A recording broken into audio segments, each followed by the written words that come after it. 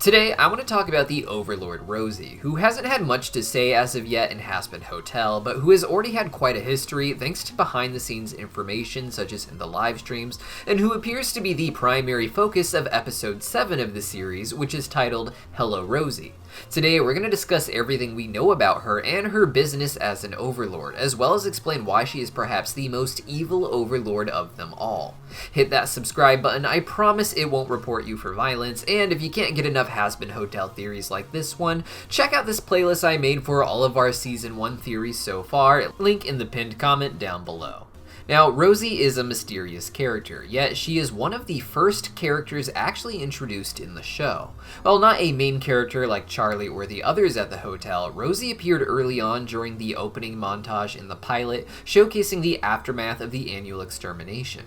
In this shot, she can be seen crossing out the name of Franklin, presumably a fellow Overlord who had perished in the extermination the night before, though Rosie's wicked smile implies she may have just used the extermination as an excuse to kill Franklin herself, perhaps making Rosie the sole owner of not just this emporium, but their larger Overlord business that they perhaps shared. A shocking thing that people don't seem to know is that Rosie is a cannibal and an important part of the cannibal colony, though the word cannibal may have a different definition in Hell as we will later explore. The cannibal colony was something alluded to in the early live streams for Hazbin Hotel, with it being eventually featured more prominently in the show proper, where we can see random demons snacking on a dead corpse in the street. The biggest look we got into the cannibal colony, however, was from the Hazbin Hotel prequel comics that came before the show and after the pilot. These were official comics put together under Vivzie Pop's guidance to help explore the world a bit more as she was still shopping the series around to various networks and studios. Only 2 comics were produced and were available for a while on the Hazbin Hotel website, but since they were redesigned for the official release, the comics were removed entirely and have not been mentioned since. With that in mind, they are not canon, but they were written and drawn around what was canon not too long before Hazbin started development as a TV series, and can still be used to kind of reaffirm what's been implied within the show. The cannibal colony is featured in the comic focused on a day in the life of Alistair, where he ventures through Pentagram City, and we learn a bit more about him and about the city as well. While walking through town, we see a few women who look to be the same type of demon as Rosie, but Alistair makes it clear that Rosie is not among them when he asks them to give Rosie his regards. In the streams around the production of this comic, it was explained that Rosie and Alistair are close friends, which this comic does seem to confirm, and Alistair is clearly seen as a catch in this community in particular. Alistair was known to be a serial killer in his life on Earth, with strong implications that, like in Hell, he enjoys the act of cannibalism. In this comic, Alistair walks into a new butcher shop that specializes in some sort of demon meat, claiming he likes to sample every shop that pops up, but he ends up just eating the butcher himself when he decides that this butcher is unfairly targeting a more innocent-looking demon who had entered the shop.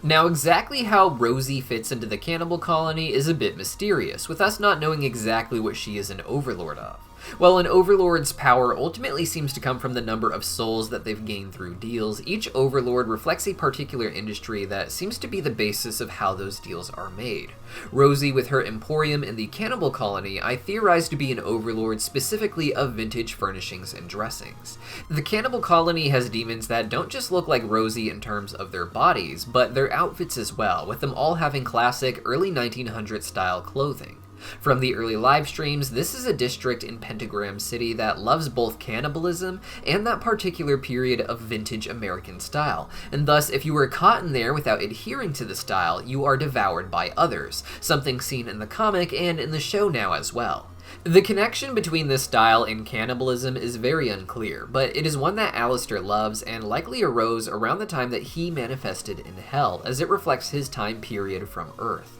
With that in mind, I imagine there is an entire market for people with interest in that particular style of American furniture and dress, with it also being its own market among many different styles from across thousands of years of different cultures that must exist in Hell at this point.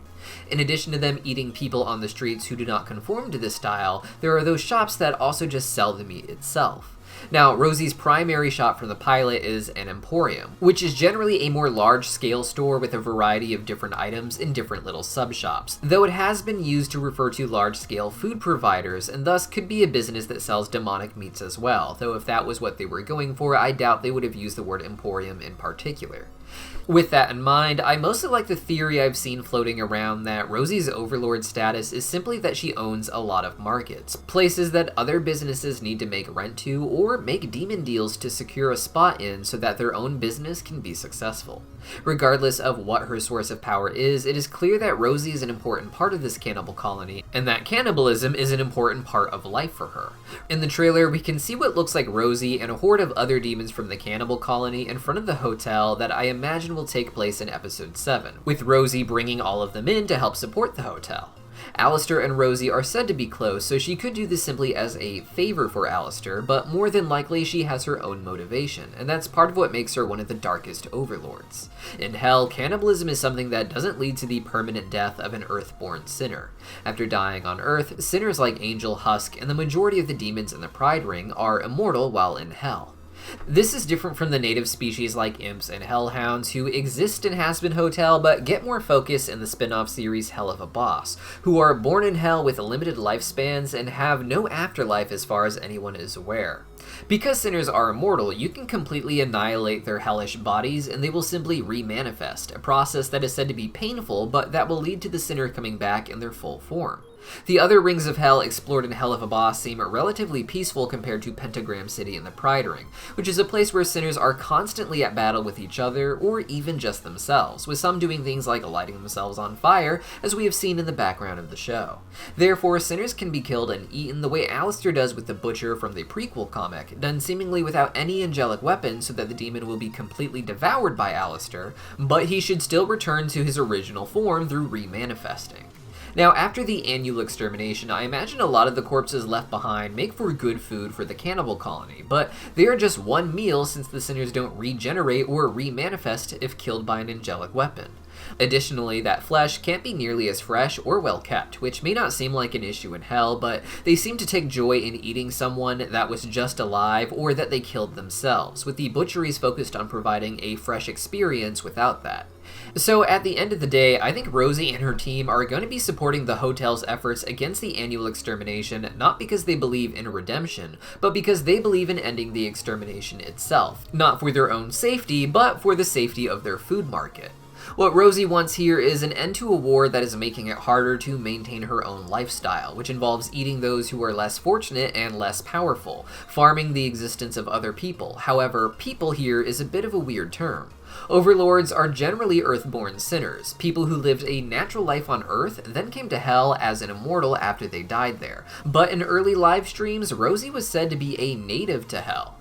This was a claim made specifically by the artist of the Hazbin Hotel prequel comic, focusing on the cannibal colony, Fatis, and a lot of what they said in general live streams does match up with what was said through the comic itself. However, outside of the comic, a lot of Fatis' information was taken out of context, with some of it being fans asking them their headcanons on things, but it being presented as facts in the wikis, for instance. Despite that, Rosie looks a lot like the other demons in the cannibal colony, and while they all may manifest with similar enough looks because of their cannibalistic sins and love for early 1900s Americana, I think it may point to Rosie being a native of Hell and these being other members of her species. We know from Hell of a Boss that every ring of Hell seems to have at least one species that is native to it, that naturally evolved there in Hell's history, with most rings being shown to have even more species of perhaps smaller sizes in the same rings. Pride is the one place we don't see a lot of that, however, with the closest we get to that being characters like the Goetia or the Von Eldridge family pictured in the background of the Hazbin Hotel pilot with Charlie's family.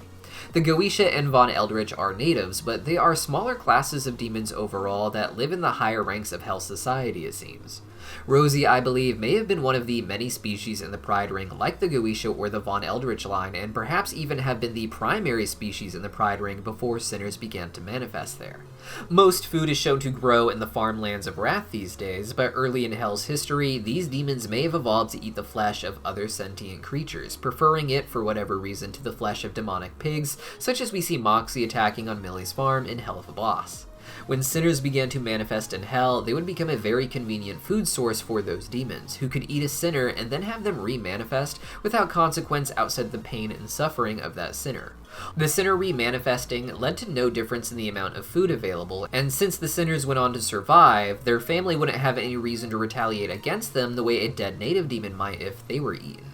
I say less likely because I imagine at too large a scale, these demons likely would get sinners teaming up to come and fight them still, meaning they would have to be a bit more stealthy and a bit more like a vampire in the way that they think about this. They would create their own colony within larger existing sinner populations, where sinners could more easily be picked off if they cross through, with a culture developing around maintaining the style of the area in order to fit in. Sinners who also happen to be cannibals would be drawn into this place, and perhaps even treated well for many visits before eventually being targeted and eaten by others. Following this, the sinners would regenerate, but having been a cannibal themselves, wouldn't have a lot of reason to retaliate, and being an outcast among sinners who aren't cannibals wouldn't have much support for retaliation either. What Rosie and her species would need for this to work, however, is as big a sinner population as possible. Enough sinners that there is an excess that the system just doesn't care about that can be endlessly killed and regenerated, and the annual extermination is ruining that.